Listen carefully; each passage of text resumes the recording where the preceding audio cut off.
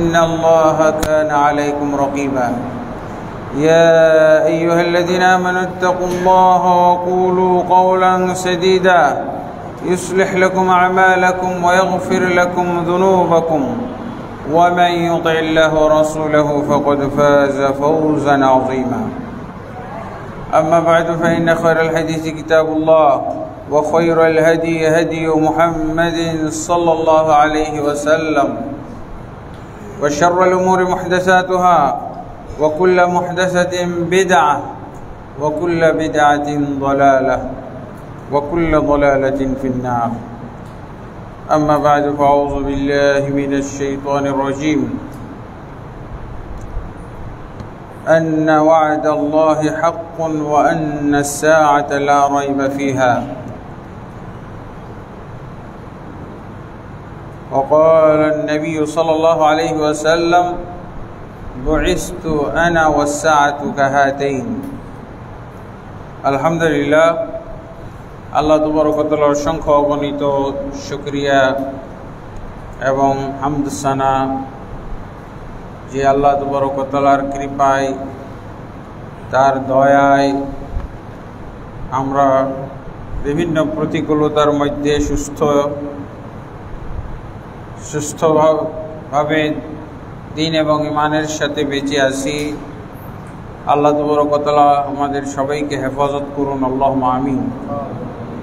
নবী মুহাম্মদ রাসূলুল্লাহ সাল্লাল্লাহু আলাইহি ওয়াসাল্লামের প্রতি অসংখ্য অগণিত দুরূদ ও সালাম নাজিল হোক। আল্লাহুম্মা সাল্লি আলাইহি আল্লাহুম্মা বারিক আলাইহি আল্লাহুম্মা সাল্লিম আলাইহি। অতঃপর আজকে আমরা যে বিষয়ে আলোচনা করব, মোটামুটি গত মাসের জুমার খুতবাতেই আমাদের ঘোষণা করা আছে, সেটা হলো কিয়ামতের বিভিন্ন আলামত সম্পর্কে আলোচনা। কিয়ামতের আলামত কয়েক ধরনের আছে, ছোট আলামত, বড় আলামত, তারপরে এই ছোট আলামত বড় আলামত কি বলে পুনরুত্থানের পূর্বে এবং পুনরুত্থানের পর, এবং কিছু আলামত আছে যেগুলো ভালো কল্যাণজনক, আর কিছু আলামত আছে অকল্যাণকর অকল্যাণজনক। এই বিষয়ে আমরা আলোচনা করেছিলাম। এই আলামতগুলো ডিটেলস আলোচনা করতে গেলে তো 1 বছর পার হয়ে যাবে খুতবা। আমার সামনে একটা কিতাব আছে মদিনা ইউনিভার্সিটি থেকে লেখা, বা মদিনা ইউনিভার্সিটির ছাত্রের লেখা। মদিনা ইউনিভার্সিটি থেকে এই কিতাব লিখে লেখক পিএইচডি ডিগ্রি লাভ করেছেন, ডক্টরেট ডিগ্রি, বা আমাদের দেশে তো মাস্টার্সে এরকম থিসিস লেখানো হয় না। পিএইচডি ডিগ্রিতেই শুধু থিসিস লেখানো হয়। আর মদিনা ইউনিভার্সিটিতে পিএইচডিতেও তো বড় থিসিস লিখতে হয়, আবার মাস্টার্সেও থিসিস লিখতে হয়। তো এটা মাস্টার্সের একটা থিসিস, প্রায় 500 পৃষ্ঠার একটা কিতাব, সেটা কিয়ামতের আলামতের উপরে। এই কিতাবটা মদিনা ইউনিভার্সিটি না, এটা মক্কা ইউনিভার্সিটির ছাত্রের লেখা, কিন্তু মদিনা ইউনিভার্সিটিতে এটা সিলেবাসভুক্ত একটা কিতাব। তাহলে বোঝা যায় কত অথেন্টিক, কত গ্রহণযোগ্য। তো গত জুমার খুতবায় প্রায় আমরা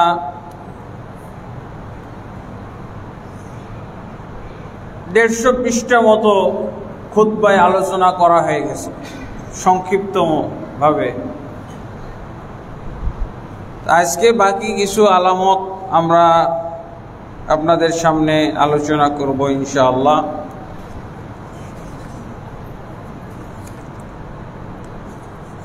ছোট আলামতগুলোর মধ্যে কিছু আলামত হচ্ছে জুহুরুল ফিতান। একটা হলো জুহুরুল ফিতান, বিভিন্ন ধরনের ফিতনা ফাসাদ আবির্ভাব ঘটবে, বিভিন্ন ফিতনা ফাসাদের আবির্ভাব ঘটবে। তো ফিতনা ফাসাদ তো লেগেই আছে, কিন্তু এখান থেকে বিশেষ কিছু ফিতনা ফাসাদের কথা আল্লাহ রাসূল সাল্লাল্লাহু আলাইহি ওয়াসাল্লাম ইঙ্গিত করেছেন। আর এই ফিতনা ফাসাদ বলতে উদ্দেশ্য হলো মুসলমানদের ভিতরে, এই জন্য এটা ফিতনার কারণ, মুসলমানদের ভিতরেই এই ফিতনাগুলো ঘটবে। রাসূলুল্লাহ সাল্লাল্লাহু আলাইহি ওয়াসাল্লামের যুগে ঘটে নাই। আমরা তো কিয়ামতের আলামতের মধ্যে বলেছি রাসূল সাল্লাল্লাহু আলাইহি ওয়াসাল্লামের জন্ম এবং আগমন, তার নবুয়ত প্রাপ্তি, এটাও একটা আলামতের মধ্যে, কারণ তিনি হলেন আখিরি নবী, শেষ নবী, আখিরুল আম্বিয়া। অতএব তিনি যে উম্মত গঠন করেছিলেন, তিনি যে সাহাবীদেরকে গড়ে তুলেছিলেন এবং পরবর্তীতে তার এবং সাহাবীদের প্রচারিত ইসলাম পালন, দ্বীনের প্রচার প্রসার এবং দাওয়াত তাবলীগের কাজ চলা অবস্থায় এই ফিতনাগুলো প্রকাশিত হবে। রাসূলুল্লাহ সাল্লাল্লাহু আলাইহি ওয়াসাল্লাম বলছেন যে এমন এমন ফিতনা আসবে মুসলমানদের ভিতরে আপোষে, যে এই ফিতনাগুলোর কারণে মানুষ দিশাহারা হয়ে যাবে, মানুষ ধর্মীয় ক্ষেত্রে দিশাহারা হয়ে যাবে। এই ফিতনায় নিমজ্জিত হয়ে, আক্রান্ত হয়ে এবং এই ফিতনার কবলে পড়ে অবস্থাটা এমন হবে যে রাত্রিবেলায় যখন সে ঘুমাইতে যায় তখন তার ভিতরে ঈমান ছিল, ঈমান ইসলাম ঠিক ছিল, কিন্তু সকালে উঠে এমন পরিবেশ দেখবে, এমন অবস্থা ঘটে গেছে, তার আর ঈমান নাই, ঈমান শেষ। আল্লাহ রাসূল সাল্লাল্লাহু আলাইহি ওয়াসাল্লাম বলছেন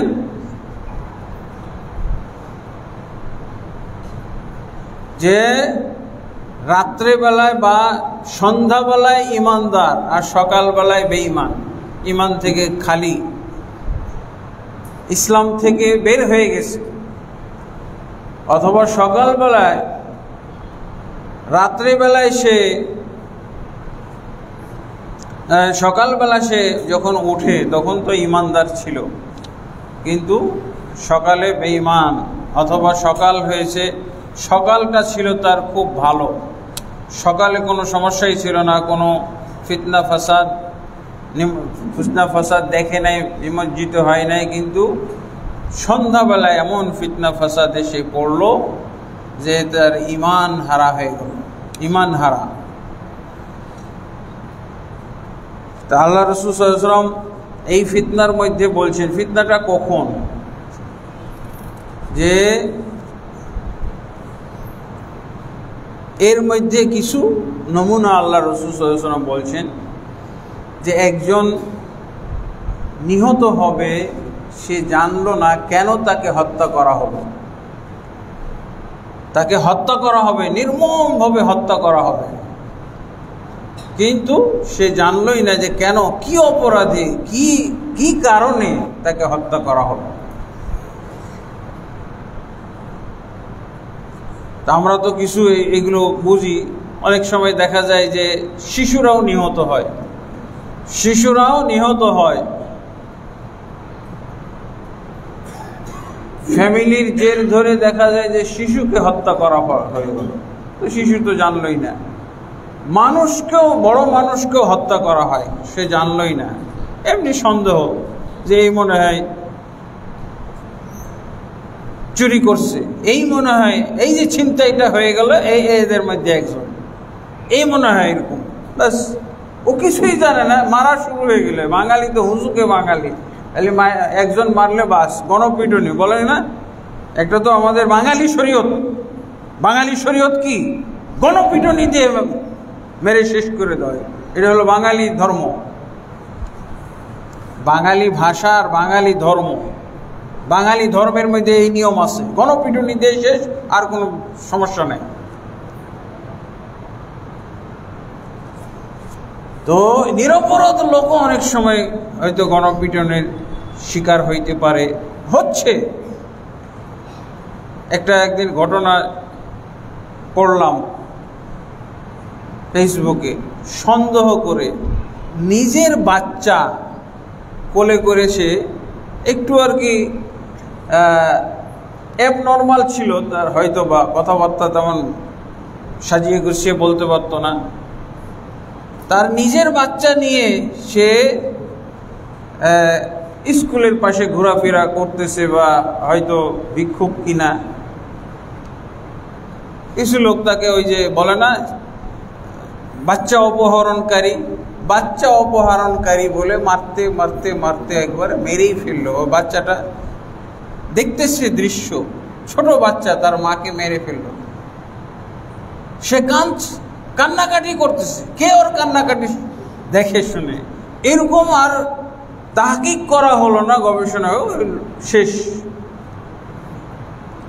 এটা বাঙালি ধর্মের সে বলি হয়ে গেল। বাঙালি ধর্ম কেন বলছি? ইসলাম ধর্মে তো তদন্ত করার কথা আছে, অনুসন্ধান করার কথা আছে, যাচাই করার কথা আছে, কিন্তু বাঙালি ধর্মের মধ্যে এগুলো নাই।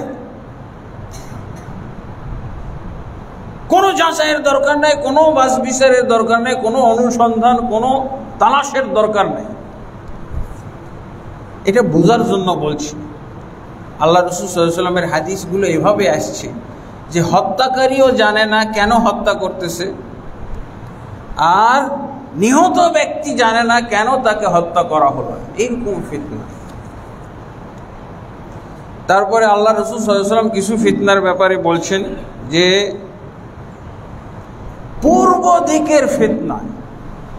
দিকের ফিতনা থেকে তোমরা সাবধান থেকো। পূর্ব দিকের আবার কি ফিতনা? পূর্ব দিক বলতে দেখা যায় যে আল্লাহ রাসূল সাল্লাল্লাহু আলাইহি ওয়াসাল্লাম যেই দেশে বা যেখানে জন্ম নিয়েছিলেন, যেখানে নবুয়ত প্রাপ্ত হয়েছিলেন, যেখান থেকে দিন প্রচার করেছিলেন, সেই জায়গার তুলনায় পূর্ব দিক, সেই জায়গার তুলনায় হলো পূর্ব দিক। পূর্ব দিক বলতে তখন তা আমাদের এই দেশগুলো তো পড়ে, আমাদের বাংলাদেশ, পূর্ব পাশে যত দেশ আছে, কিন্তু বাংলাদেশ পর্যন্ত তখন ইসলাম ধর্ম পৌঁছায় নাই। আল্লাহ রাসূল সাল্লাল্লাহু আলাইহি ওয়াসাল্লাম আমাদেরকে পূর্ব দেশ সম্পর্কে স্মরণ করিয়ে দিয়েছেন। পূর্ব দেশ থেকে বেশ কিছু ফিতনা আবির্ভাব ঘটবে। এই ফিতনাগুলোর ব্যাপারে, ইসলাম ধর্মে যে ফিতনাগুলো আসবে, এর ব্যাপারে আল্লাহ রাসূল সাল্লাল্লাহু আলাইহি ওয়াসাল্লাম কোনোটাতে বলছেন যে এমন ফিতনা যে একটা আরেকটাকে হালকা করে দিবে, বুঝেছেন? আমরা বলছিলাম যে ওইটাই মনে হয় বড় ফিতনা, কঠিন বিপদ। এখন তারপরে আরেকটা ফিতনা চলে আসবে, যেই ফিতনাটা আগের ফিতনাকে হালকা করে দিবে। এখনই তো ধরেন যে 15-16 বছর নাকি বাংলাদেশের জনগণ নির্যাতিত হলো, বিভিন্ন ইসলামী দল নির্যাতিত হলো, রাজনৈতিক দল নির্যাতিত হলো। তারপরে এই ফিতনা থেকে আমরা রেহাই পেলাম, তাই না? এখন অনেকে বলছে যে আগেরটাই ভালো ছিল। এখন যা শুরু হয়েছে, যা চলতেছে, যা শুরু হয়ে গেছে, আগেরটাই ভালো ছিল। ওটা তো একটু সহনীয় হয়ে গেছিল, আমরা বুঝে ফেলছিলাম, বুঝে ফেলছিলাম কিভাবে চলতে হবে। এখন তো এলোপাথারি অবস্থা। এখন বলছে যদি সরকার এরাই যদি আবার সরকারে চলে যায়, ক্ষমতা লাভ করে, তাহলে তো মনে হয় আমরা আর আগের অবস্থা তো ফিরে যেতে পারবো না, আরো জঘন্যতম অবস্থার দিকে আমাদেরকে পতিত হইতে হবে, নিমজ্জিত হইতে হবে, আরো খারাপ অবস্থা হবে। আল্লাহ রাসূল সাল্লাল্লাহু আলাইহি ওয়াসাল্লাম এগুলো বলছেন, কিয়ামতের ছোট আলামতই এত সুন্দর জ্ঞান। ইউরাক্কিকু বাযুহা বাযা, এক ফিতনা আর এক ফিতনাকে হালকা করে দিল। না, ওটা কিছুই ছিল না, ওর তো সমস্যাই ছিল না, ওটাই ভালো ছিল। এছাড়া আরো আল্লাহ রাসূল সাল্লাল্লাহু আলাইহি ওয়াসাল্লাম তো বলছেন, মা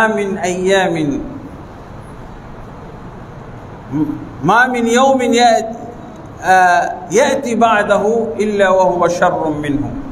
আল্লাহ রাসূল সাল্লাল্লাহু আলাইহি ওয়াসাল্লাম বলছেন, যত দিন পিছনের দিকে যাবে, যত দিন সামনের দিকে যাবে তত খারাপ হবে। গত বছরের তুলনায় এই বছরের অবস্থা খারাপ হবে, এই বছরের তুলনায় পরের বছর খারাপ হবে। ইল্লা ওয়া শাররুম মিনহু, আগের বছরের চাইতে খারাপ হবে। এটা আল্লাহ রাসূল সাল্লাল্লাহু আলাইহি ওয়াসাল্লাম ব্যাকরণ বেঁধে দিয়েছেন। আপনি কি এটা মিথ্যা করতে পারবেন? এটাকে মিথ্যা প্রমাণিত করতে পারবেন? সত্যই তো হচ্ছে। এগুলো হলো বৈশিষ্ট্য। তারপরে আল্লাহ রাসূল সাল্লাল্লাহু আলাইহি ওয়াসাল্লাম একদিন দোয়া করছিলেন। সহিহ বুখারীর হাদিস, সহিহ বুখারী মুসলিমের ফিতনার অধ্যায়ের মধ্যে এগুলো হাদিস আছে।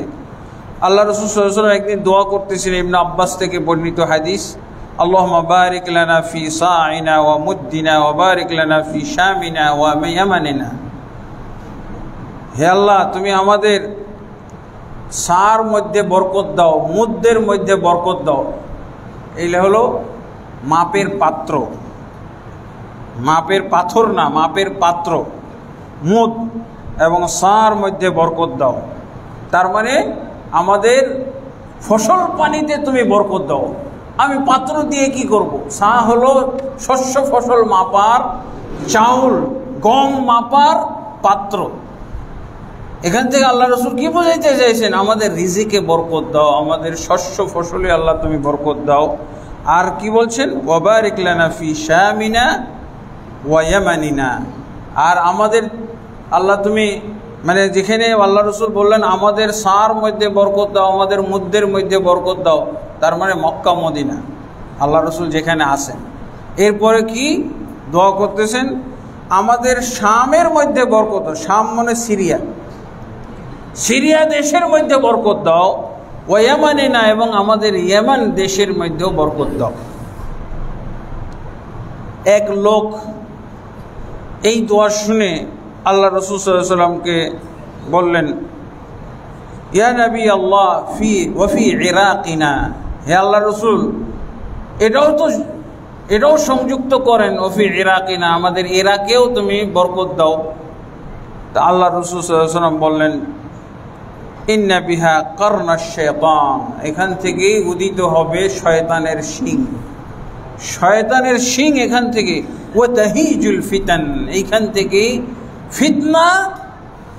ফিতনা ছড়াবে, ফিতনার বিস্তার ঘটবে। এভাবে আল্লাহ রাসূল সাল্লাল্লাহু আলাইহি ওয়াসাল্লাম বললেন। মানে ইরাক থেকে, মানে ইরাক পর্যন্ত তখন ইসলাম আসছিল, ইরাকের কাছাকাছি এলাকা। তা আল্লাহ রাসূল সাল্লাল্লাহু আলাইহি ওয়াসাল্লাম এইভাবে পূর্ব দেশ, রাসূল সাল্লাল্লাহু আলাইহি ওয়াসাল্লাম তখনকার যুগে যে দেশগুলো সম্পর্কে পূর্ব দেশ বলতে একটা নাম পাওয়া গেল কি ইরাক। তখন আর আল্লাহ রাসূল সাল্লাল্লাহু আলাইহি ওয়াসাল্লাম এই হাদিসের মধ্যে অন্য কোনো এলাকার নাম বলেননি, তবে পূর্ব দেশ বলতে অনেক দেশকেই শামিল করে। আমাদের বাংলাদেশও পূর্ব দেশের মধ্যেই শামিল। এবং বাস্তবে দেখা গেল যে এই ইরাক থেকেই ফিতনার আবির্ভাব ঘটল। এখান থেকেই মুসলমানদের যে বিভক্তি, ওসমান রাদিয়াল্লাহু আনহুকে যারা হত্যা করেছিল তারা এখান থেকেই গেছিল, এখানকার লোকেরাই লিড দিয়েছিল। বসরা, কুফা, এখান থেকে এরাই লিড দিয়েছিল। এখান থেকে খারেজিদের জন্ম, খারেজি সম্প্রদায়। মুসলিম সম্প্রদায়ের তো পরিচয় হলো তারা ঐক্যবদ্ধ জাতি, মুসলিম সম্প্রদায়। এখান থেকেই জন্ম হয়েছে শিয়া রাফেজি। বর্তমান যুগের যে ইরান, শিয়া রাফেজি, এদের জন্ম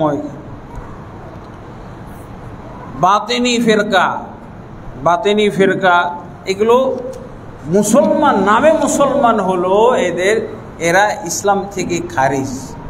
আপনি কি ইসলাম থেকে খারিজ করতে পারবেন? এত সহজ? এটা আল্লাহ রাসূল সাল্লাল্লাহু আলাইহি ওয়াসাল্লামের পক্ষে ছিল, খারিজ করা সহজ ছিল। সাহাবী থাকলে সহজ, এখন তো আপনাকেই খারিজ করে দেবে। খারেজি আপনাকেই খারিজ করে দেবে, শিয়া আপনাকেই খারিজ করে দেবে ইসলাম থেকে, রাফেজি আপনাকে ইসলাম থেকে খারিজ করে দেবে। কাদারিয়া, তাকদীর অস্বীকারীদেরকে বলা হয় কাদারিয়া। এগুলো সব হলো বাতিল ফিরকা। ৭২টা আল্লাহ রাসূল সাল্লাল্লাহু আলাইহি ওয়াসাল্লাম বাতিল ফিরকা বলেছেন না, একটা জান্নাতি ফিরকা। বাতিল ফিরকা সবগুলোর মূল এখান থেকে উৎপত্তি, বাতিল ফিরকাগুলো। কাদারিয়া, তাকদীর অস্বীকারী দল, এদেরও জন্ম এখানে। জাহমিয়া সম্প্রদায়, আল্লাহর সিফাত অস্বীকারী দল, আল্লাহর গুণাবলীকে অস্বীকারী দল। এবং এদেরই কথা হলো যে আল্লাহ সর্বত্রে বিরাজমান, আল্লাহ নিরাকার, আল্লাহ সর্বত্রে বিরাজমান। কোথা থেকে এসছে? আমরা তো হিন্দুস্তান, পূর্ব এলাকা না, পূর্ব এলাকার সাথে এগুলো ছড়িয়ে গেছে। মুতাজিলা সম্প্রদায়, এদেরও এখানে হলো জন্ম, এখান থেকে জন্ম। এইভাবে দেখা যায় যে আরো এখানে যোগ করেছে বাহাই ধর্ম, তারপরে মাজুসি, এইগুলো সব এখান থেকে। এমনকি কাদিয়ানি ধর্ম এখান থেকে, এই পূর্বদেশ, তবে ইরাক না, কোথায়? হিন্দুস্তান, পাকিস্তান। কাদিয়ানিয়ার জন্ম, এরা এখান থেকে জন্ম হয়েছে। তা আল্লাহ রাসূল সাল্লাল্লাহু আলাইহি ওয়াসাল্লাম কিছু ফিতনা তাহলে এই দলগুলো যখন তৈরি হয়ে গেল, তাহলে মুসলমানদের ভিতরে এই দলগুলো তৈরি হলো, তো ফিতনাটা কিসের? আল্লাহ রাসূল সাল্লাল্লাহু আলাইহি ওয়াসাল্লাম এটা বুঝাইতে চাইছেন। অথচ পশ্চিমারা কিন্তু, পশ্চিমা সংস্কৃতিতে আমরা বেশ আক্রান্ত, কিন্তু ওগুলো আমরা অনেক সময় চিনতে পারি, বুঝতে পারি পশ্চিমা, কারণ ওরা কাফের, মুশরিক, বেদিন, বিধর্মী, এদেরকে তো আমরা চিনতে পারি, বুঝতে পারি। খালি এলেম থাকলে, সতর্কতা অবলম্বন করলে আমরা বেঁচে থাকতে পারবো। কিন্তু এই যে ইসলামের মধ্যে যে দলাদলিগুলো হলো, এগুলো থেকে তো বাঁচার কোনো কায়দা নাই। ইসলামের মধ্যে যে দলাদলি তৈরি হয়েছে, এই দলাদলি তো মারাত্মক ব্যাপার। এই দলাদলি হলো মুসলমানদের জন্য আত্মঘাতী ফিতনা। এগুলো সব আত্মঘাতী ফিতনা। এবং এই সব দলাদলির কারণে মুসলমানদের মধ্যে কি কম মারামারি, কাটাকাটি, হানাহানি, দলাদলি হয়েছে এই বাংলাদেশে? হঠাৎ করে আমার ঘটনা মনে পড়ে গেল আজকে। গতকাল থেকে আমার মাথায় জাগতেছে যে এই বাংলাদেশে তো আমার ফিতনা নাই, এই দলাদলি। আমরা এখন মুসলমানরা, বাংলাদেশের মুসলমানরা একটা সোনালী স্বপ্ন দেখতেছি যে আমরা মুসলমানরা যত দল মত থাকি না কেন, মুসলমানরা সবাই ঐক্যবদ্ধ হয়ে যাব। মুসলিমরা আমরা যত দল আছে সব একত্র হয়ে যাব, একতাবদ্ধ হয়ে আমরা ইসলামী রাষ্ট্র কায়েম করব, অথবা আমরা ক্ষমতায় যাব। কিন্তু কি হলো? এই দেশে দেখেন, একটা ফিতনার শুধু আমি উদাহরণ দিচ্ছি, এটা আমার বাস্তব জীবন থেকে। একটা ইমাম ট্রেনিং হচ্ছিল। সেই ইমাম ট্রেনিংয়ে আমাকে একটা বিষয়ে আলোচনা করতে বলা হলো। এর ইমামরা, উত্তরবঙ্গের অনেকগুলো ইমাম একত্র হয়েছিল, মনে হয় 100 মতো হবে। তা আমাকে সেখানে আলোচনার জন্য দাওয়াত দেওয়া হলো, আলোচনা করলাম। কোথায় ইরান, কোথায় শিয়া, শিয়া রাফেজি, আমরা বাংলাদেশের মুসলমান কি শিয়া রাফেজি নাকি? তা আমার আলোচনা পড়লো শিয়া রাফেজিদের আকীদা এবং তাদের চিন্তাধারা, শিয়া রাফেজিদের আকীদা চিন্তাধারা, এই বিষয়ে আলোচনা করলাম। আমাদের মদিনা ইউনিভার্সিটিতে একটা সাবজেক্টই আছে, এই সাবজেক্টটা আমাদের বাংলাদেশের মাদ্রাসাতে না থাকাতে যে কত বিপদে আছি আমরা, কত ঝামেলার মধ্যে আছি। এই বিষয়ে আলোচনা করলাম। শিয়া রাফেজি তাদের বিভিন্ন দল মত ইত্যাদি এগুলোর উপরে আলোচনা। এক পর্যায়ে বললাম বর্তমানে যে ইরান আছে, আমরা যেটাকে বলি ইসলামী প্রজাতন্ত্রী ইরান, এখানে আলোচনা করলাম তাদের আকীদা বিশ্বাস, তাদের চিন্তাধারা কি। এগুলো মদিনা ইউনিভার্সিটিতে যা পড়েছি তারই কিছু অংশ, এবং সেই কিতাবগুলো তাও সাথে করে নিয়ে এসেছি। মদিনা ইউনিভার্সিটিতে যে কিতাব পড়েছি সেই কিতাব সাথেও এনেছি। কিতাবটার নামই হলো আল ফিরাক ওয়াল আদিয়ান, বিভিন্ন বাতিল ধর্ম আর বাতিল ফিরকা, ইসলামের মধ্যে বাতিল ধর্ম, বিভিন্ন বাতিল ধর্ম এবং ইসলামের মধ্যে বাতিল ফিরকা। এর মধ্যে আলোচনা করতে গিয়ে তাদের আকীদা বিশ্বাস নিয়ে আলোচনা যখন করলাম, আলোচনা করতে করতে দেখা গেল যে যারা আলোচনা শুনছিল তারাই এমনভাবে খেপে গেল, এই শ্রোতাদের মধ্যে এমনভাবে খেপে গেল, মনে হচ্ছে যে তাদের বিরুদ্ধেই বলছি, তারাই মনে হয় সেই শিয়া রাফেজি। কি দেখেন, ফিরকা এবং আল্লাহ রাসূল সাল্লাল্লাহু আলাইহি ওয়াসাল্লাম এই ফিরকা বন্দির কারণে যে উম্মত ফিতনার মধ্যে পড়তে পারে, ফিতনার চূড়ান্ত রূপ হলো হত্যা করে ফেলা। এই একটা আলোচনা থেকে ইসলামী দল তারা কিন্তু শিয়া রাফেজিদের মতো তো খারাপ না। তাদের সম্পর্কে, যে কোনো বাতিল সম্পর্কে আমাদের জানতে হবে এবং আমাদেরকে অবশ্যই সতর্ক থাকতে হবে এবং পারলে তাদেরকে হেদায়েত করতে হবে, অথবা তাদের সাথে যেন কেউ কোনো সঠিক মুসলমান, সহি মুসলমান না মিশে যায়, তাদের বিভ্রান্তির মধ্যে না পড়ে যায়। এই জন্যই তো আমাদেরকে ইহুদি নাসারার ব্যাপারে কেন কোরআনে এত আয়াত নাজিল হইল, মুশরিকদের ব্যাপারে কেন এত আয়াত নাজিল হইল, এই জন্যই তো তাদের থেকে দূরে থাকতে হবে, তাদের আকীদা বিশ্বাস আমাদের জানতে হবে এবং দূরে থাকতে হবে। ইমাম ট্রেনিং এর মধ্যে এই আলোচনা করলাম, এতে করে আমার বিরুদ্ধে কি হলো, মিটিং হলো, একে হত্যা করে ফেলতে হবে।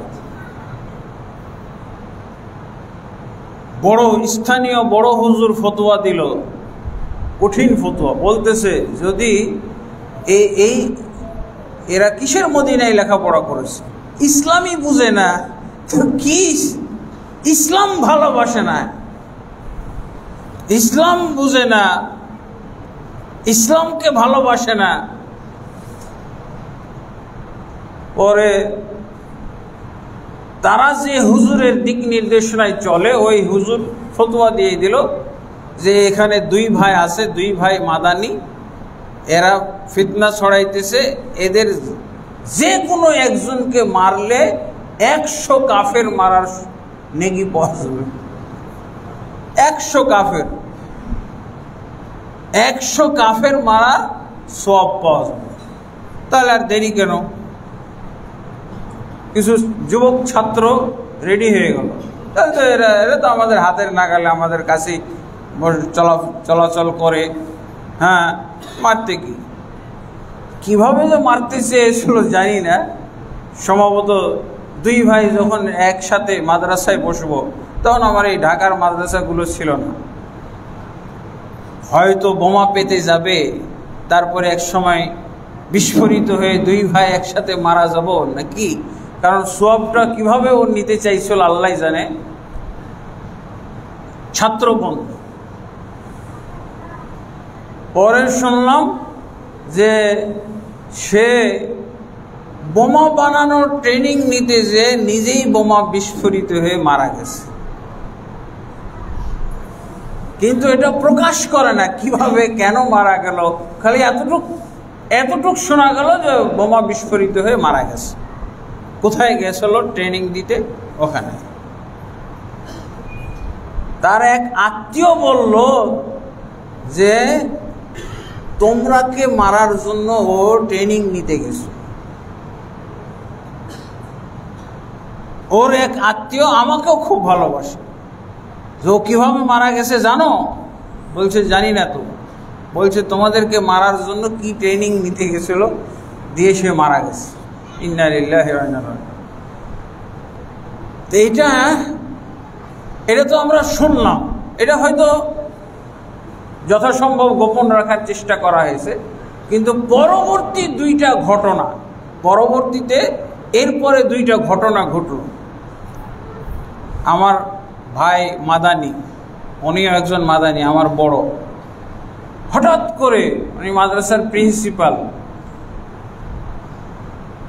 বিকেলবেলা মাদ্রাসা দেখতে গেছে, মাদ্রাসার অবস্থা, ছুটি অবস্থা দেখতে গেছে।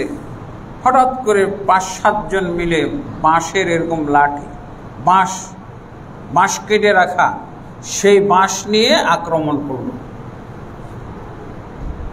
মাদ্রাসায় তো নিরিবিলি, কেউ নাই, কয়েকজন মাত্র স্টাফ ছিল। এলো পাথাড়ি মাইর শুরু করছে। মানে 100 কাফের মারার নেকি নেওয়ার জন্য খেপা হয়ে গেল। এই বাংলাদেশের ঘটনা। তারপরে এলো পাথাড়ি মাইর শুরু করলো। যাই হোক, উনি হাত দিয়ে মাথার আঘাত, মাথায় যেগুলো আঘাত আসতেছিল, সেই মাথার আঘাতগুলো হাত দিয়ে যতটুকু পারছে সে এড়ানোর চেষ্টা করেছে, আত্মরক্ষার চেষ্টা করেছে। এর মধ্যে ওই কয়েকজন স্টাফ ছিল, ওরা এসে মানে বাধা দিয়েছে। ওরাও হয়তো 2-4টা আঘাত খাইছে, কিন্তু উনি এরকম আহত অবস্থায় আতঙ্কে এমন দৌড় দিয়েছে, বুঝেছেন, মাদ্রাসার বাউন্ডারি ওয়াল টপকায় উনি চলে গেছেন, একবারে ডাইরেক্ট হসপিটাল চলে গেছে। হসপিটালে যায় নিজে ভর্তি হয়েছে। ওখানে যে দেখছে কি অবস্থা, আঙুল ভেঙে গেছে, হ্যাঁ, ঘড়িটা কোথায় ওই মাঠেই পড়ে আছে। হ্যাঁ, এই হলো অবস্থা। তো যাই হোক, এটা নিয়ে অনেক দেন দরবার বিচার সালিশ হলো। তো ভাই মাফ করে দিয়েছে, বুঝেছেন। এরপর আসলো আমার পালা। ওই একই গ্রুপ আমাকে ঘেরাও করছে। আমি রিক্সায় একাকি যাচ্ছি, আমি রিক্সায় চড়ে যাচ্ছি, ওই ভাইয়ের বাসায় যাচ্ছি ঢাকা থেকে। তা আমাকে রিক্সা নিয়ে যাচ্ছি, তাদের ওই অফিসের সামনে আমাকে আমার রিক্সা থামিয়ে ঘেরাও করলো। তুই তোকারি, শুরুর থেকে তুই তোকারি, এই তুই দেখা তুই শিয়াদের কি বলে 90 পারা কোরআন, 17,000 আয়াত, এগুলো 17,000 আয়াত, শিয়াদের 90 পারা কোরআন, 17,000 আয়াত দেখা, বুঝেছেন। এটা তো এটা কি দেখাইতে আসছি নাকি? হ্যাঁ, এটা কি আমি কি দেখানোর জন্য ওই 90 পারা কোরআন নিয়ে ঘুরে বেড়াই? 17,000 আয়াত বিশিষ্ট, এটা তাদের আকীদা, বিশ্বাস, এটা বলছি। আল্লামা ইহসান ইলাহি জহির, পাকিস্তানের একজন আলেম, সহিহ আকীদা আহলে হাদিস আলেম, উনি কিতাব লিখেছেন কি, এই যে তারা শিয়ারা যে বলে যে কোরআন বিকৃত, কোরআনের এই যে 90 পারার মধ্যে 60 পারায় নাকি নাই, আর এই 60 পারা কোরআন, তাহলে 60 পারা নাই, তাহলে আছে কত? 30 মিলানোর জন্য। মিলে গেল না অঙ্কটা? অঙ্ক মিলানোর কাম। এই বাতিল আকীদাও লালন পালন হচ্ছে আর অঙ্কটাও মিলছে। আসল কোরআন হলো 90 পারা, তো 30 পারা দেখি কেন? তো 60 যদি মাইনাস হয়ে যায় তো 30 থাকে না? সেই 90 থেকে 60 মাইনাস হওয়া 30 পারা আমরা দেখতেছি, এটাও তো ঠিক। হ্যাঁ, বাস্তবে তাই দেখতেছি। ওই 60 পারা গেল কোথায়? ওই 60 পারার রহস্য হলো যে তাদের যে 12তম ইমাম ইরানের মধ্যে সিরদাব পাহাড়ের গুহার মধ্যে যে সে গা ঢাকা বা আত্মগোপনে গেছে, সেই ওই আসল কোরআন 90 পারার কোরআনটা নিয়ে চলে গেছে। তা আমরা পাবো কোথায়? ওরাই তো পাচ্ছে না, তো আমরা পাবো কোথায়? বলেন, এই যে আমাকে রিক্সা থামিয়ে বলতেছে 90 পারার কোরআনটা আমাকে দে, আমাদেরকে দেখাই দে। কত অজ্ঞ মূর্খ! এটা হলো ইসলামী দল করে, দিনও কায়েম করে দিবে ওরা। পাইলেই দিন কায়েম করবে, সুযোগ পাইলেই দিন কায়েমে করার জন্য দৌড়িয়ে বেড়াচ্ছে। তো দেখেন, এখন আমি কোথায় পাবো? আমি তো অসহায়, আমি কথাও বলতে পারতেছি না। একটা কথা বললে তো আমি খালি শুনছি তাদের কথাগুলো। 90 পারা কোরআন দে, 17,000 আয়াত বিশিষ্ট 90 পারা। এদের ব্যাপারে বলছি নাকি যে তোমাদের আকীদা এটা, তোমাদের আকীদা, তোমাদের দলের আকীদা, এটা তো বলি নাই আমি। বলছি ইরানের শিয়া যারা, রাফেজি শিয়া, দ্বাদশ ইমামবাদী, এদের আকীদা বিশ্বাস হলো এরকম। তো ওরা খেপলো কেন আমি বুঝলাম না। এখন ওরা কেন আমার কাছে?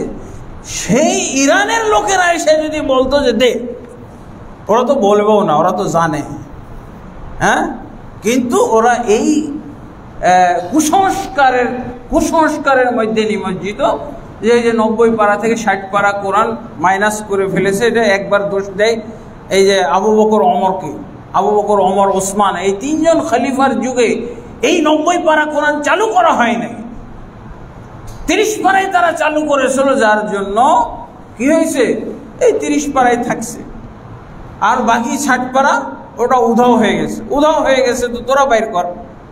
যখন তোদের প্রথম ইমাম 12 ইমামের প্রথম ইমাম হলো তাদের আবু বকর না, ওমর না, ওসমান না, এরা হলো ডাকাত, নাউজুবিল্লাহ। ওদের দৃষ্টিতে এরা, তাদের 12 নম্বর ইমামের প্রথম ইমাম হলো আলী। তা আলী রাদিয়াল্লাহু আনহু, ওনারা 3 জন চালু করলেন না 90 পারা। তো তোমাদের যে প্রথম ইমাম আলী রাদিয়াল্লাহু, উনি কেন চালু করলেন না? উনিও তো চালু করেননি। এখন এটা বলছে না, তারা ইতিহাস বলে এরকম যে আলী রাদিয়াল্লাহু আনহু ওটা তার বাসায় সংরক্ষিত রেখেছিলেন, কারণ এই আবু বকর, ওমর, ওসমান 3 খলিফার যুগে এমন পরিবেশ তারা সৃষ্টি করেছিলেন যে ওই কোরআন আর দেখানোর পরিবেশই ছিল না। ওই কোরআন বের করলে আলীকেই মারবে, এই জন্য উনি গোপন রেখে দিয়েছেন। হ্যাঁ, ইসলামের যে চূড়ান্ত একটা বিজয় আছে, সেটা কি ইমাম মাহাদির সময়। আলীও পারে নাই, ওইটা ইমাম মাহাদি নাকি বের করবে কোরআনটা।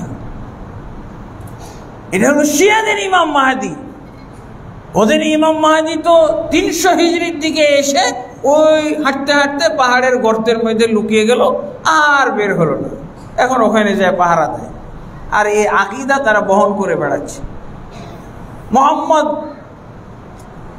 তাদের মাহাদির কাছে জমা আছে, আর আলী রাদিয়াল্লাহু আনহু ওটা ওই যে আমরা যেভাবে এই আলমারির মধ্যে রেখে দেই না, বাঁধাই করে সুন্দর করে প্যাকিং করে, হ্যাঁ, কাপড় জড়িয়ে রেখে দেই না, তো আলী রাদিয়াল্লাহু ওরকম কাপড় জড়িয়ে ওটা ওই 30 পারা ওটাকে 60 পারা ওটাকে আলাদা জড়িয়ে রেখে দিয়েছিলেন। এই 30 পারা যেটা আবু বকর, ওমর, ওসমান চালু করে গেছিলেন, সমাজের মধ্যে যেটা প্রসিদ্ধ হয়ে আছে, এইটুকুই উনি করেছিলেন। ওই 60 পারা কোরআন বাহির করার সাহস পায়নি। আর ওইটা বংশ পরম্পরায় ইমাম টু ইমাম, প্রথম ইমাম হলেন আলী, দ্বিতীয় ইমাম হলেন হাসান, তৃতীয় ইমাম হলেন হোসেন। এইভাবে করে 12 নম্বর ইমাম 300 হিজরিতে এসে সমাপ্ত হলো। এই 12 জন ইমামের পূজা করে। এই 12 নম্বর ইমাম, তার নাম হলো আমাদের যিনি ইমাম মাহদি, ওর নাম হলো, ওর ইমাম মাহদি তারা বলে, কিন্তু ওদের ইমাম মাহদি ইতিহাস তাদের জানা, ওরা জানে যে এখানে আছে, কিন্তু আমরা আমাদের ইমাম মাহদি জানি। কতগুলো বক্তা কিছুদিন আমাদেরকে ইমাম মাহদি শোনাইতেছিলেন। হ্যাঁ, কোথায় বলে ইয়ামানে আছে, জেলে বন্দি আছে, কি কি এগুলো কিসা শোনাইতেছিল না। তারপরও ধরেন এটা আহলুস সুন্নাহর ইমাম, শিয়াদের ইমাম না। শিয়াদের ইমাম হলো ওই গর্তের মধ্যে, গুহার মধ্যে আছে, ওখানে সেনাবাহিনী পাহারা দিচ্ছে, ওখানে একটা বিরাট কাজ। শিয়াদের একটা কুসংস্কার হেফাজতের জন্য, যেমন আমরা বেদাতের জন্য কত আয়োজন করি না, ওদের একটা বেদাত এবং কুসংস্কার, বিরাট ধরনের কুসংস্কার, যে এই পাহাড়ের গর্তের মধ্যে এখান থেকে বের হয়ে আসবে, এই জন্য তারা সেনাবাহিনী টাহিনী এখানে যোগ করে ওখানে পাহারা দিচ্ছে। এটাই তাদের একটা ইবাদত, এটাই একটা রাষ্ট্রীয় কাজ সেরদাব। তো উনি যখন বের হবে তখন এই 60 পারা কোরআন না 30 পুরা 90 পারা কোরআন নিয়ে বের হবে। আর এই 90 পারা কোরআন মুসলমানদের মধ্যে প্রচার করা হলো না কেন, এর জন্য দায়ী কারা? সুন্নি মুসলমানরা দায়ী। এই জন্য তাদের ইমাম মাহাদির কাজ হবে, সে ইহুদিও হত্যা করবে না, খ্রিস্টানও হত্যা করবে না, হিন্দুও হত্যা করবে না, বৌদ্ধ হত্যা করবে না, কোনো অমুসলিম হত্যা করবে না। একমাত্র হত্যাযোগ্য অপরাধী তাদের কাছে হলো সুন্নি জামাত। এরই তো মেরে শেষ করতে পারবে না। এত সুন্নি কখন মেরে শেষ করবে? এই এশিয়া মহাদেশেই নাকি 400 কোটি মতো, 400 কোটি মানুষ, তার মধ্যে সব সুন্নি না, অনেক সুন্নি। এই সুন্নি মারতে মারতেই সময় শেষ, এবং ও শুরুই করবে সুন্নি দিয়ে। সুন্নি মারা শেষ, ডিউটি শেষ। তাদের ইমাম মাহাদির শুধু সুন্নি মারা ডিউটি। আমাদের ইমাম মাহাদি ইহুদি খ্রিস্টান বিধর্মী যা আছে, উনি জিজিয়া কর কিচ্ছু নেবেন না। তুমি ইসলাম গ্রহণ করো, না হলে তলোয়ার গ্রহণ করো। আর ওদের মাহাদির কাম হলো এই 90 পারা কোরআন কেন তাদের খলিফা আবু বকর, ওমর, ওসমান তারা গোপন করে গেল, চালু করলো না, আর তাদের প্রভাবে তোরা প্রভাবিত হয়ে গোটা সুন্নি গোষ্ঠী এই শিয়াদেরকে তোরা অপছন্দ করলি, এই জন্য হত্যা করা। তাদের ইমাম মাহাদির একটাই কাজ, খালি হত্যা করবে সুন্নিদেরকে। এই জন্য তো তারাও সুন্নি হত্যা করে। তা আমি কোথার থেকে ওদেরকে সেই 30 পারা কোরআন, কোথায় সিরদাবে তাদের মাহাদি বগলের তলে নিয়ে বসে আছেন 90 পারা কোরআন, ওটা আমি পাবো? এই রিক্সাতে আমাকে বলতেছে। আমি তো তাদের মতিগতি, তাদের মোড কথাবার্তা শুনে বুঝতেছি যে এরা এখনই শুরু করবে আমাকে। দেখলাম যে ওদের মধ্যে ওই ট্রেনারটা আছে, ওই যে কি কম্ফু কারাতে শিক্ষা দেয় না, বুঝেছেন, ওই মাস্টারটাও আছে। আমি তো খুব আতঙ্কিত হয়ে গেলাম, কিন্তু আতঙ্কিত হওয়ার সাথে সাথে আল্লাহর কাছে সাহায্য চাইলাম যে আল্লাহ, এই বিপদ থেকে তুমি রক্ষা করতে পারো। তারপরে আর আল্লাহ তাবারক ওয়া তাআলা এমন একটা অলৌকিক ঘটনা ঘটাইলেন, একটা দেখলাম। এটা বিস্তারিত এখন বলার সময় নাই, শুধু সংক্ষেপে বলছি যে আল্লাহ তাবারক ওয়া তাআলা তাদের মধ্যে এমন, আমি একটা কথা বলেছিলাম, এই কথার মাধ্যমে আল্লাহ তাদের অন্তরে এমন আতঙ্ক সৃষ্টি করে দিলেন, এমন ভয় ধরিয়ে দিলেন যে তারা মূর্তি, পাথরের মূর্তির মতো নড়াচড়া বন্ধ করে দিল, মুখটাও বন্ধ হয়ে গেল, একেবারে স্থির দাঁড়িয়ে আছে। সব যেন মূর্তি এই কয়টা, অথচ তাদের কথা স্টার্ট হয়েছে এই দিয়ে যে এই বেরকার 90 পারা কর, তুই তোকার দিয়ে গালিগালাজের মাধ্যমে তাদের কথা শুরু হয়েছে, কোনো বুঝের কথা না। এই লোকগুলো জবানবন্দি হয়ে পাথরের মূর্তির মতো দাঁড়িয়ে থাকলো। আল্লাহু আকবার, এটা আল্লাহর একটা কারিশমা। আল্লাহু আকবার। আমি তখন রিক্সাওয়ালাকে বললাম, এই চলো, এরা মূর্তি হয়ে দাঁড়িয়ে আছে, এই সুযোগে তুমি চলো, আবার জিন্দা হওয়ার আগেই তুমি জায়গা ত্যাগ করো। আলহামদুলিল্লাহ, এই হলো অবস্থা। তাহলে দেখেন ফিতনা, আল্লাহ রাসূল সাল্লাল্লাহু আলাইহি ওয়াসাল্লাম মুসলমানদের মধ্যে যে ফিতনা তৈরি হবে, এটাকে কিয়ামতের আলামত বলছে। এগুলো হলো কিয়ামতের আলামত। দেখেন কি অবস্থা, কোথায় সে 90 পারা কোরআন নিয়ে তাদের মাহাদি ইরানের সেই সেরদাবের মধ্যে ঢুকে আছে, আর আমাকে বাংলাদেশে দিন কায়েমকারী দলের সদস্যরা চার্জ করতেছে ওই কোরআন আমাকে দিতে হবে। কেন এই কোরআনের বিরুদ্ধে বললাম? ইন্না লিল্লাহি ওয়া ইন্না ইলাইহি রাজিউন। আল্লাহ আমাদেরকে হেদায়েত দান করুন। ইসলাম বুঝতে হবে। এই জন্য এই যে যত বাজে ফিরকা জন্ম হয়েছে সব হলো পূর্ব দেশ থেকে। আর ইসলামের মধ্যে যারা বাতিল ফিরকা, এরা হলো বিধর্মীদের চাইতে মারাত্মক। বিধর্মীদের চাইতে বেশি ক্ষতি হয়েছে কার দ্বারা? এই ইসলামের মধ্যে এই বাতিল ফিরকাদের দ্বারা বেশি ক্ষতি হয়েছে, বেশি হত্যাযোগ্য হয়েছে। বলেন, এই যে মাযহাবে দ্বন্দ্ব লেগে ইরাকে কি ঘটনা ঘটেছে, মাযহাবী দ্বন্দ্ব, ফিরকাবাজির কারণে লক্ষ লক্ষ মুসলমান নিহত হয়েছে। এত মুসলমান কাফেররা হত্যা করেছে কোথায়?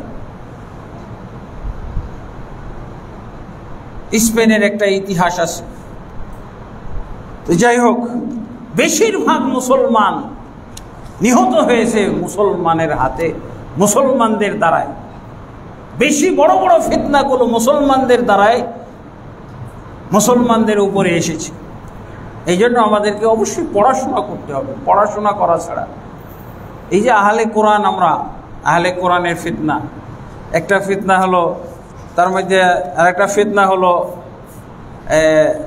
খালকুল কোরআন, মকতল ওসমান রাদিয়াল্লাহু আনহুর হত্যাকাণ্ড, ওসমান রাদিয়াল্লাহু আনহুকে হত্যা করা হয়েছিল, এটাও একটা ফিতনার মধ্যে ধরা হয়েছে, বড় বড় ফিতনাগুলোর মধ্যে ইসলামে।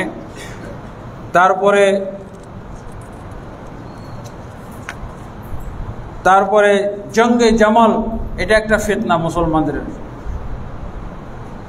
শত শত হাজার হাজার সাহাবী এখানে নিহত হয়েছিলেন।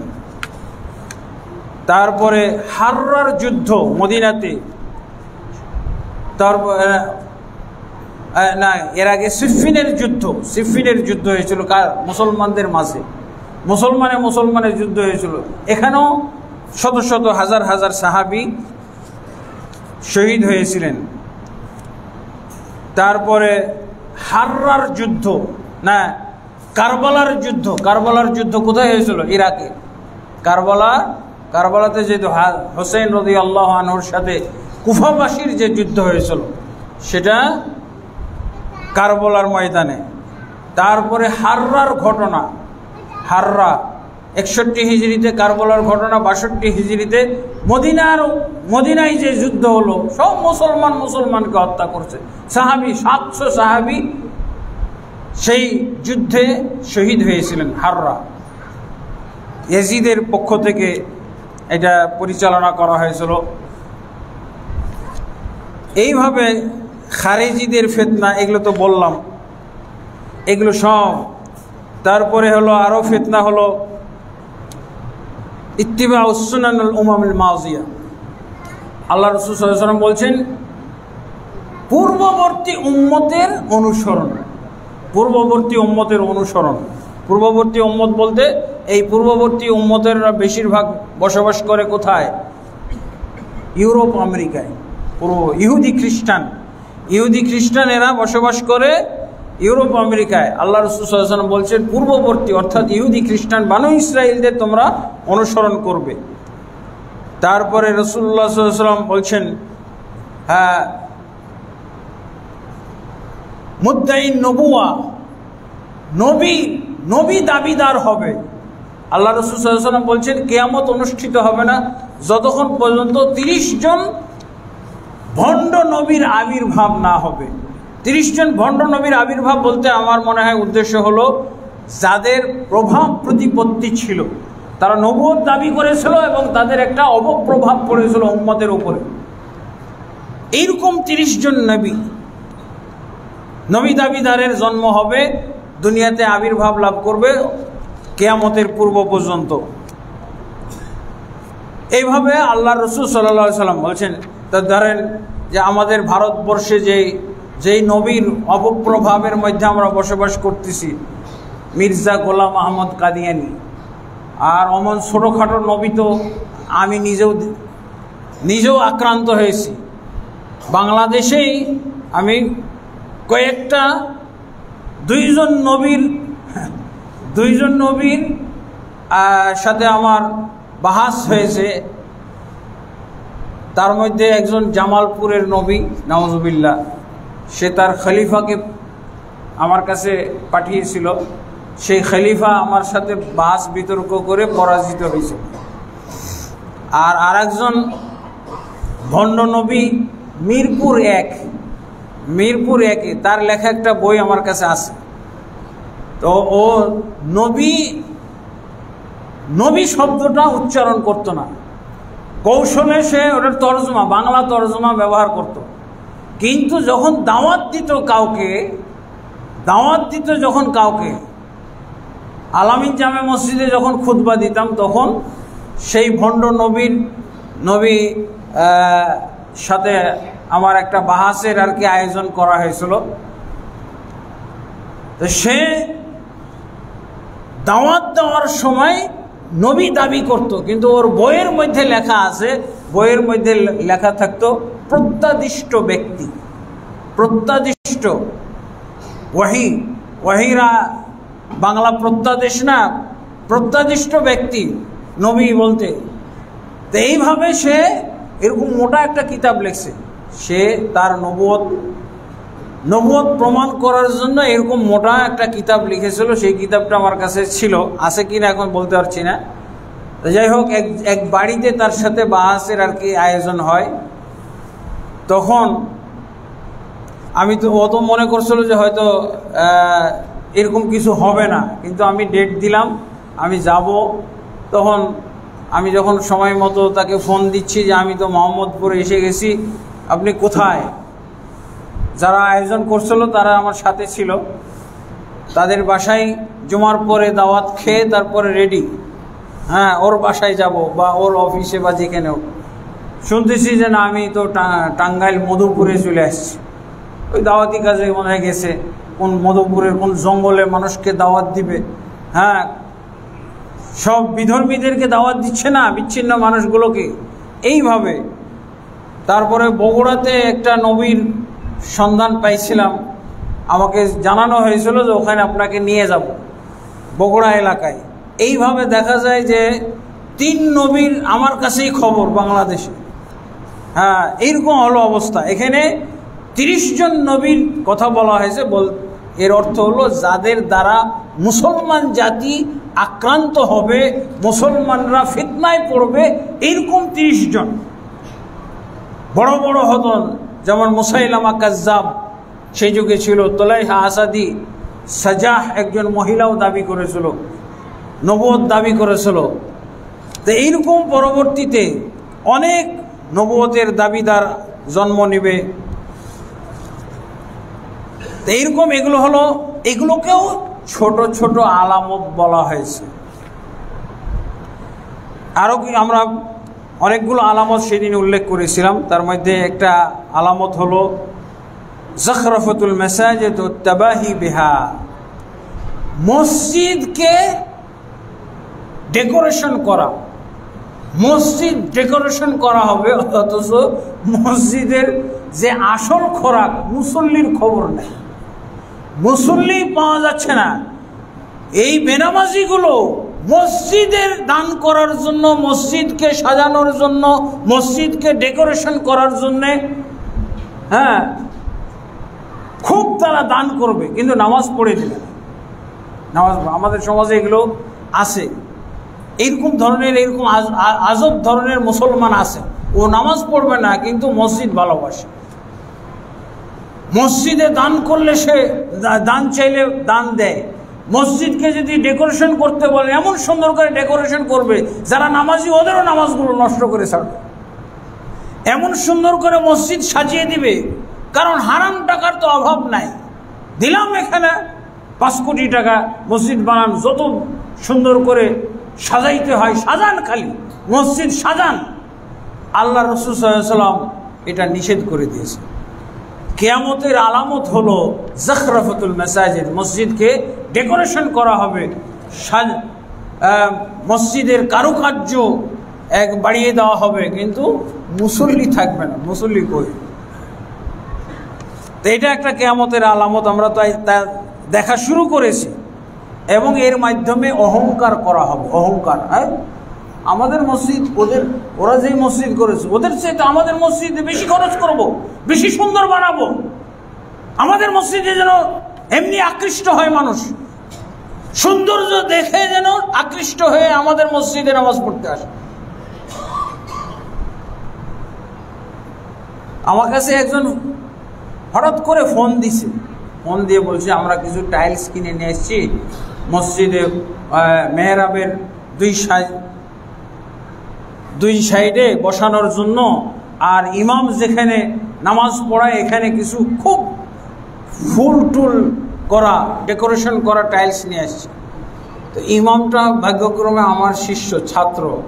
ও ইমাম মুসল্লি বেনামাজি, কখনো পড়ে কখনো পড়ে না। তারপরে আমার কাছে ওই ইমাম সাহেব বলছে যে সভাপতি সাহেব, এই টাইলস বসানো যাবে না মসজিদে, এই টাইলস বসানো যাবে না, নিষেধ।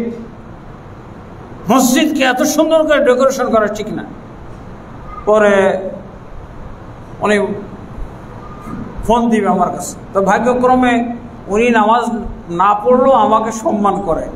বলছে ঠিক আছে, উনি বললেন তাহলে ফোন দিই আর এই টাইলসের ছবি তুলে ওনার হোয়াটসঅ্যাপে পাঠাই দিই। উনি কি বলেন? পরে আমি তো নিরুৎসাহিত করলাম। এরপরে জানি না, বুঝলো যে ইমাম সাহেবের কথাই তো ঠিক আছে, এতটুক বুঝলো।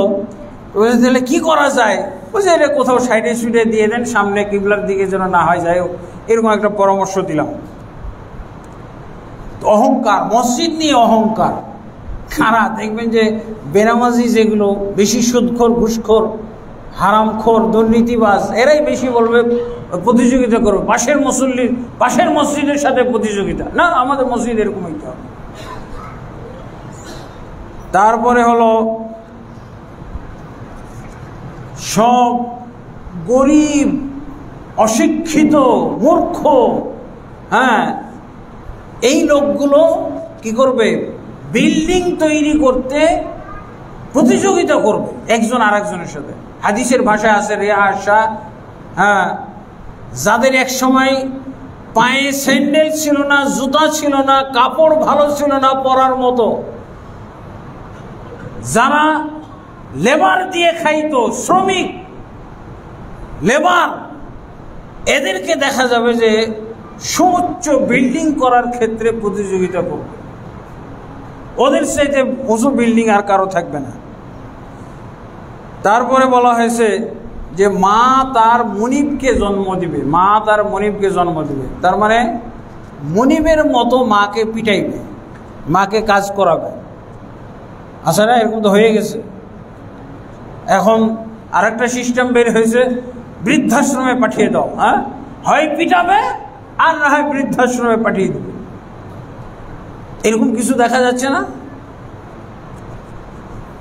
এইগুলো আমরা দেখছি, কত ফেসবুক আসার কারণে আমরা এগুলো অনেক দেখতেছি।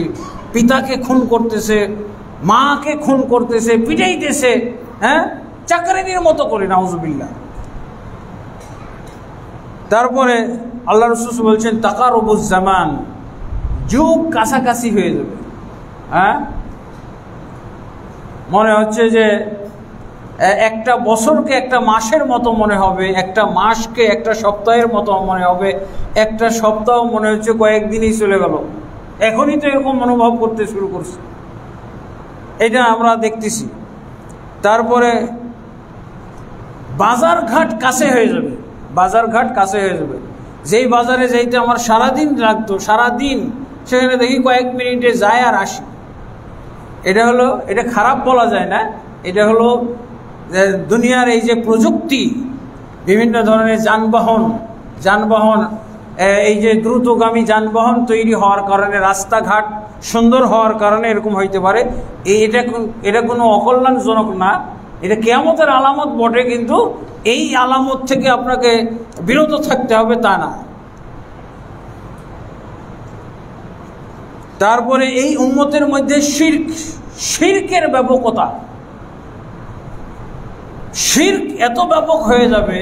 আল্লাহ রাসূল সাল্লাল্লাহু আলাইহি ওয়াসাল্লাম তো হাদিসে বলছেন যে লা তাকুমুস সাআত হাত্তা তালহাকা কাবাইলু মিন উম্মতি বিল মুশরিকিন, যতক্ষণ পর্যন্ত আমার উম্মতের অনেকগুলো কবিলা মুশরিকদের সাথে মিশে একাকার না হয়ে যাবে, ততদিন পর্যন্ত কিয়ামত অনুষ্ঠিত হবে না।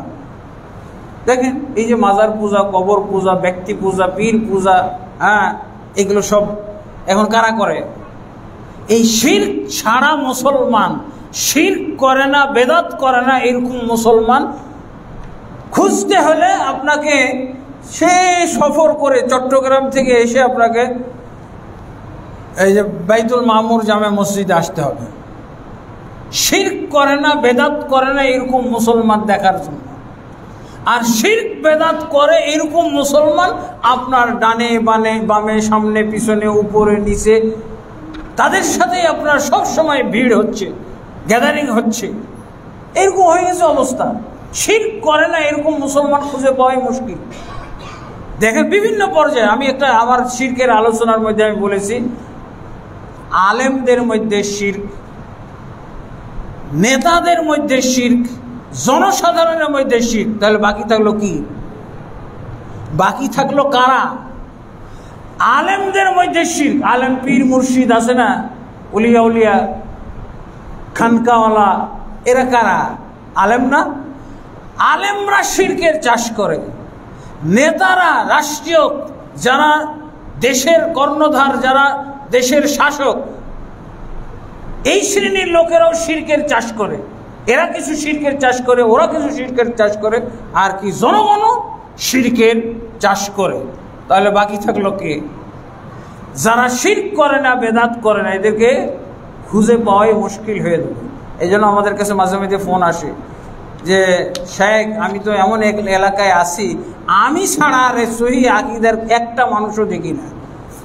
এরকম শত শত ফোন আমরা ডেইলি পাচ্ছি, ডেইলি পাই। এই বাংলাদেশের ঘটনা যে আমি ছাড়া এই এলাকায় সহিহ আকীদার কোনো মানুষ দেখছি না। কার সাথে চলবো, কার সাথে মিশবো, কার সাথে ইবাদত বন্দেগী করব? মসজিদের ইমাম। আমি একবার চট্টগ্রামে পাঠাইলাম, একটা টিম পাঠাইলাম, দাওয়াতি টিম, পরীক্ষামূলক, এই কি হয়।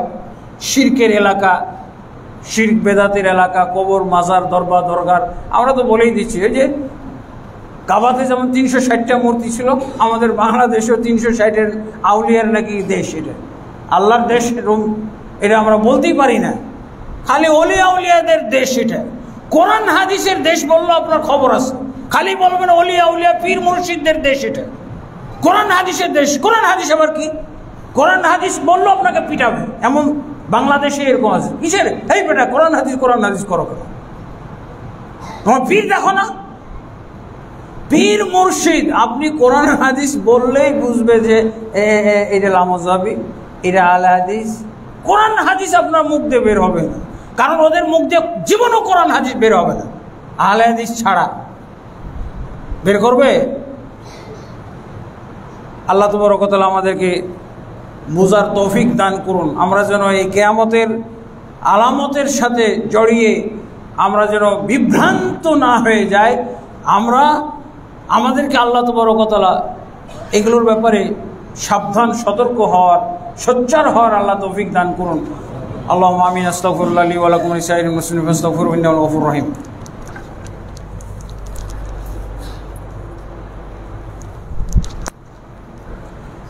আলহামদুলিল্লাহি রাব্বিল আলামিন ওয়াসসালাতু ওয়াসসালামু আলা আশরাফিল আমবিয়াই ওয়াল মুরসালিন নবিয়িনা মুহাম্মদ ওয়া আলা আলিহি ওয়া সাহবিহি আজমাইন। আম্মা বা'দ। ফাআউযু বিল্লাহি মিনাশ শাইতানির রাজীম। ইন্নাল্লাহা ওয়া মালায়েকাতাহু ইউসাল্লুনা আলান নবী ইয়া আইয়ুহাল্লাযীনা আমানু সাল্লু আলাইহি ওয়া সাল্লিমু তাসলিমা। আল্লাহুম্মা সাল্লি আলা মুহাম্মাদ ওয়া আলা আলি মুহাম্মাদ কামা সাল্লাইতা আলা ইব্রাহিম ওয়া আলা আলি ইব্রাহিম ইন্নাকা হামিদুম মাজিদ। আল্লাহুম্মা বারিক আলা মুহাম্মাদ ওয়া আলা আলি মুহাম্মাদ